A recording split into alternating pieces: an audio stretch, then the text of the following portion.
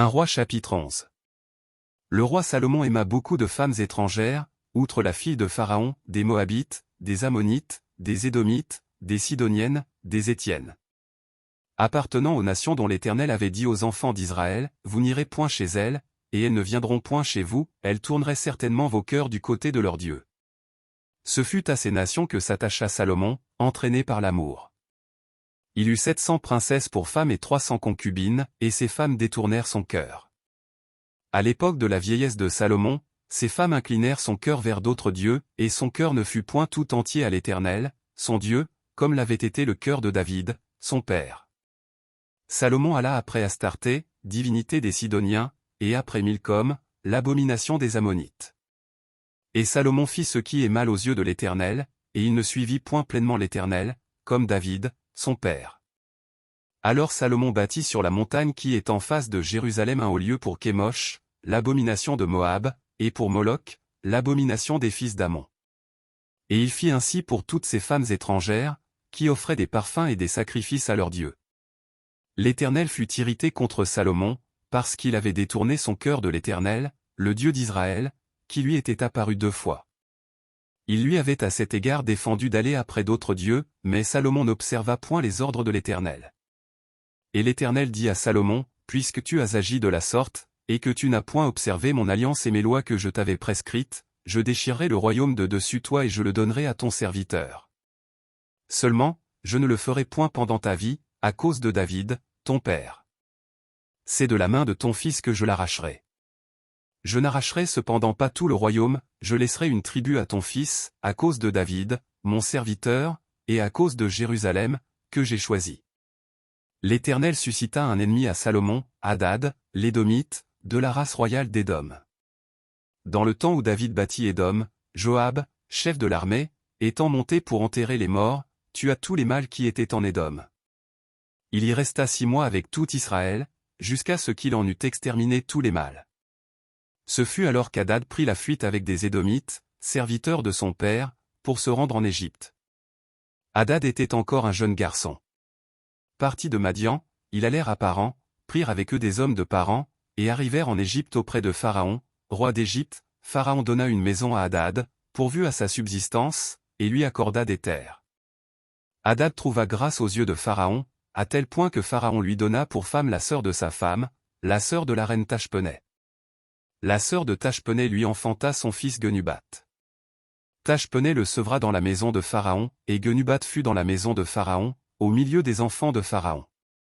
Lorsqu'Hadad apprit en Égypte que David était couché avec ses pères, et que Joab, chef de l'armée, était mort, il dit à Pharaon, « Laisse-moi aller dans mon pays. » Et Pharaon lui dit, « Que te manque-t-il auprès de moi, pour que tu désires aller dans ton pays ?» Il répondit, « Rien, mais laisse-moi partir. » Dieu suscita un autre ennemi à Salomon, Rezon, fils d'Eliada, qui s'était enfui de chez son maître Hadadézé, roi de Tsoba. Il avait rassemblé des gens auprès de lui, et il était chef de bande, lorsque David massacra les troupes de son maître. Ils allèrent à Damas, et s'y établirent, et ils régnèrent à Damas. Il fut un ennemi d'Israël pendant toute la vie de Salomon, en même temps qu'Hadad lui faisait du mal, et il avait Israël en aversion. Il régna sur la Syrie. Jéroboam aussi, serviteur de Salomon, leva la main contre le roi. Il était fils de Nébat, Éphratien de Tséréda, et il avait pour mère une veuve nommée Tsérua. Voici à quelle occasion il leva la main contre le roi.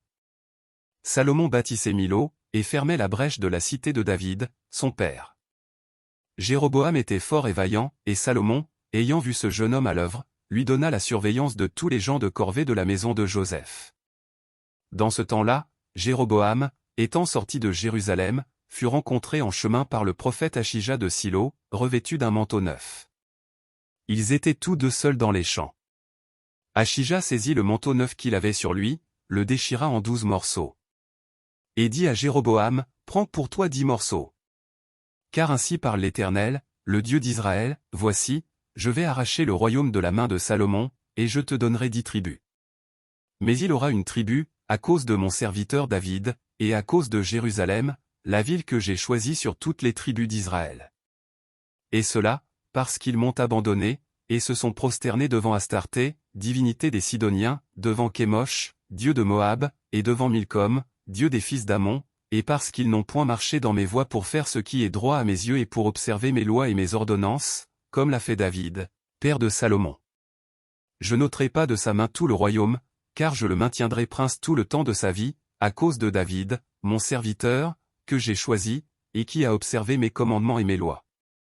Mais j'ôterai le royaume de la main de son fils, et je t'en donnerai 10 tribus. Je laisserai une tribu à son fils, afin que David, mon serviteur, ait toujours une lampe devant moi à Jérusalem, la ville que j'ai choisie pour y mettre mon nom. Je te prendrai, et tu régneras sur tout ce que ton âme désirera, tu seras roi d'Israël.